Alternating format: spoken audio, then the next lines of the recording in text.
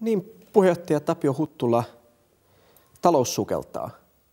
Miten Erto lähtee nyt tähän eittämättä vaikeaan vuoteen?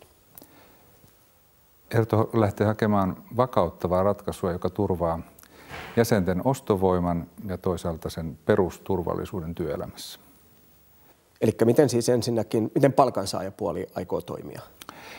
Me lähdetään hakemaan yhteistä rintamaa työmarkkinaneuvotteluihin. Sen takia on tärkeää, että palkansaajien järjestöt tekevät hyvää yhteistyötä.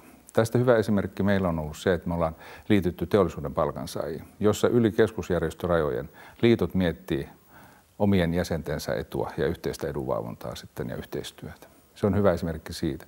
Eli me tarvitaan nyt tässä tilanteessa hyvää vuorovaikutusta eri osapuolten kanssa ja aitoa halua ratkaista vaikeita asioita yhdessä.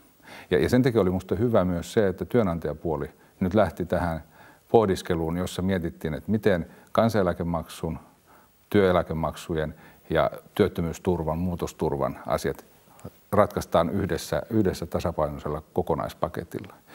Ja sen takia on hyvä, että sinne tuli nyt niin kuin eri jäsenryhmille esimerkiksi tärkeitä asioita saatiin eteenpäin. Ja kuitenkin turvattiin työttömyysturvan ansiotaso ja kesto.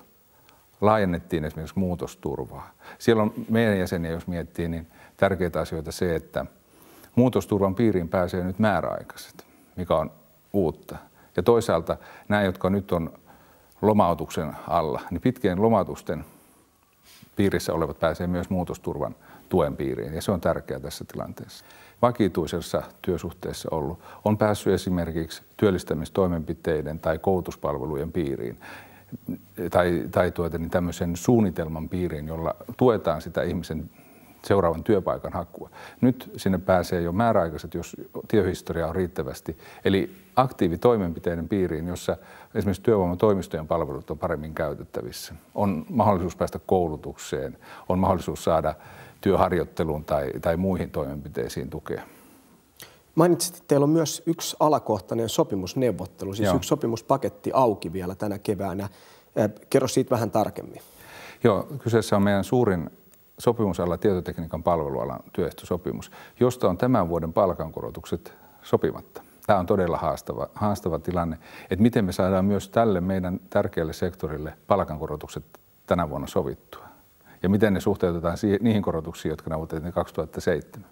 Ja muun muassa tämän asian takia me ollaan hakeuduttu tähän yhteistyöhön myös keskusjärjestöjen rajojen yli, että me pystyttäisiin koordinoimaan sitä neuvottelutilannetta paremmin.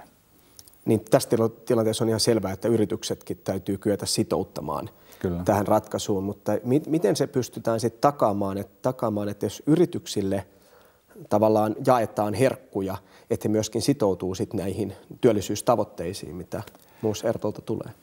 Siinähän se onkin, että valtiovallan tukitoimet ei saisi olla vastikkeettomia.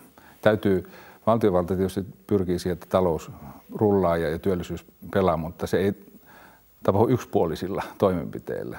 Eli nämä elvytyspaketit täytyy sitoa myös siihen, että yritykset vastavuoroisesti itse myös investoi tulevaisuuteensa ja sitoutuu näihin työmarkkinaratkaisuihin ja siihen työhön, jolla työllisyyttä tuetaan. Eli tässä onkin se iso haaste.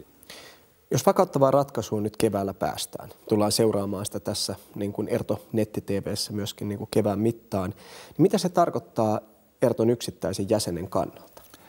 Ensisijainen asia olisi se, että ihmisen ostovoima säilyy, koska se tukee tätä työllistymistä myös. Se on yksi elementti. Sitten toinen asia on se, että miten me tuetaan niitä ongelmissa olevia. Ja siihen liittyy nyt tämä sosiaalipaketin ratkaisut. Se, että työllisyysturvan taso säilyy, kesto säilyy, ehdot säilyy. Sitten on tämä muutosturva, josta jo puhuttiin. Sitten siihen liittyy myös näitä koulutuksen elementtejä, joilla mahdollistetaan se, että ihminen pystyy esimerkiksi omaa osaamistaan kehittämään, jolla taas hän tekee omaa työllistämistään paremmaksi, helpommaksi.